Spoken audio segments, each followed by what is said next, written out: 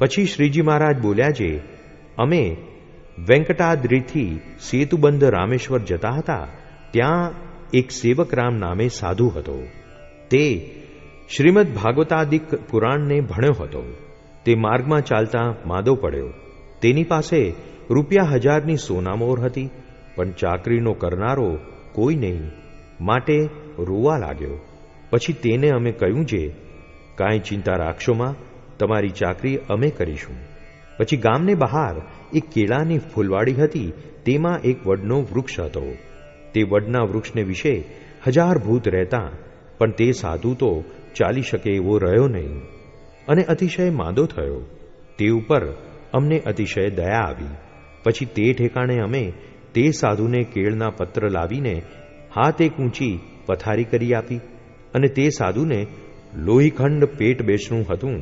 તેને અમે ધોતા અને ચાકરી કરતા, અને તે સાધુ પોતાને જેટલું જોઈએ તેટલું અમારી પાસે ખાંડ, સાકર, ઘી, અન્ન તે પોતાના રૂપિયા આપીને મંગાવતો. તે અમો લાવીને રાંધી ખવડાવતા, અને અમો વસ્તીમાં જઈને જમી આવતા.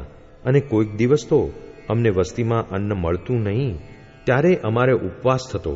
તો પણ કોઈ દિવસ તે સાધુએ અમને એમ કહ્યું નહીં જે અમ પાસે દ્રવ્ય છે, તે આપણે બેને કાજે રસોઈ કરો અને તમે પણ અમ ભેળા જમો.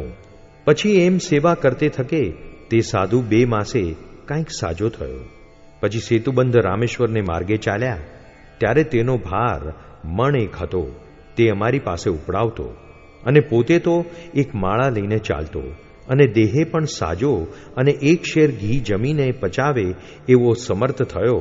તો પણ ભાર અમારી પાસે ઉપડાવે અને પોતે અમથો ચાલે. અને અમારી પ્રકૃતિ તો એવી હતી જે ભાર નામે તો એક રૂમાલ પણ રાખતા નહીં. માટે તેને સાધુ જાણીને અમે એનો મણ 1નો ભાર ઉપાડી ચાલતા. એવી રીતે તે સાધુની અમે ચાકરી કરીને સાજો કર્યો, પણ તે સાધુએ અમને 1 પૈસા ભર અન્ન આપ્યું નહીં. પછી અમે તેને કૃતજ્ઞ જાણીને તેના સંગનો ત્યાગ કર્યો. એવી રીતે જે મનુષ્ય કર્યા કૃત્યને ન જાણે તેને કૃતજ્ઞ જાણવું. અને કોઈક મનુષ્યએ કાંઈક પાપ કર્યું હોય અને તેણે તે પાપનું યથાશાસ્ત્ર પ્રાયશ્ચિત કર્યું હોય, અને વળી તેને તે પાપે યુક્ત જે કહે તેને પણ તે કૃતજ્ઞ જેવો પાપી જાણવો.